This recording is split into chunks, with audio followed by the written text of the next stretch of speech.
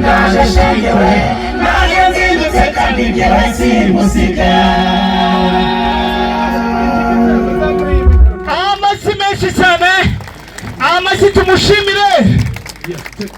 Abantu tumushimiye, reka tubyerekanisha amashyi menshi cyane. Ariya ruguru muri kubyumva, ariko impamo y'Imana iyamuhanze ikamuhaza, ikamuha ubuhanga, ikamuha ubutware. Reka twemerere tubimusabye tuze kongera tumuhamagare. Hari icyo bitwaye nimba ariko mubigennye. Reka numva impande zose amashyi avuga urwunge kandi izo mpomyi zicike. Nuko murakoze. Hanyuma njye ndindashyikirwa nk'abindatirwa bahizi ntagamburuzwa mu gusigasira amateka yaranze u Rwanda. Ndi umuto utari gito kandi ndi umutoni w'Imana, uwo yahanganye ubuhanga ikama Imana yo guhanga. Ubwo nibwo butware twarazwe twese, n'uwari uhanze akaruduhaza akarudutuza. Ariko yemwe ngo turuture tunarukorera ubwo butwari nabwo tuburere ntibugacike iwacu Rwanda. Niko gaciro k'Abanyarwanda ndi icyogere cyane. Data rero nibwiraga bamwe musanzwe munzi, reka ubwo nakiraga abo tungana abibirezi nabakiriye mbamenyera aho bagomba gushyika. Imbuto nuko byagenze, indirira rugamba ngeze ku ngoboka rugamba ndavuga ngo aba ni aba data, abo banganya imyato. Munyemerere data ubwo umushyitsi yigira ejuru, abe wacu muhoze ibiganza mu mwakire. Kuganira kwanyu biratunyura kandi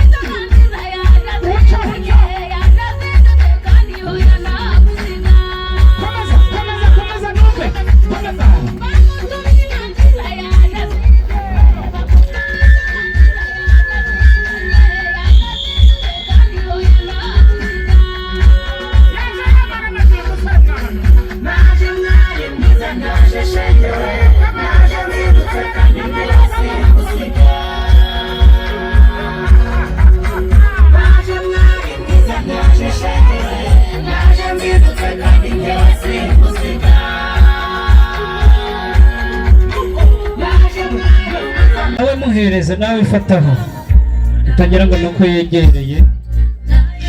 Nagira ngo umuntu wabanje kubwira undi yuko mukunda bagihura. Hari n'ukuntu abakobwa bagerageza bakabivuga bateruye nuko wabona ariko byagenze. Ariko rwo turebe, aragira ati mufate hahandi n'ibindi arabirekura. Ariko reba nuko abato murebe ni hari ahantu ufata umugabo ibyo afite byose akamuhereza ngo abantu ngo abagabo barabananiye ngabandi ngo barakubitwa. Wagiye umufata hariya uheruka gufata shere hariya gute kuriya nyine. Ariko mwana we no bingana.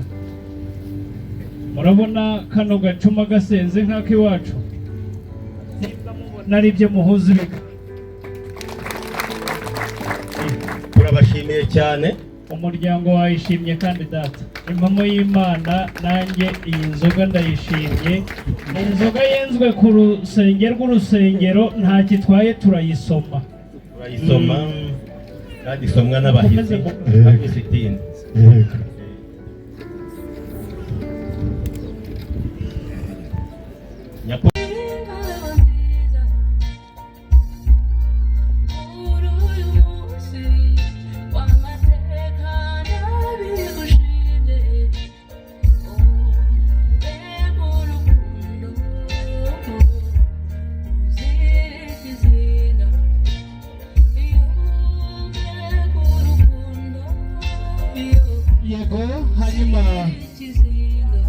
mo gatoya.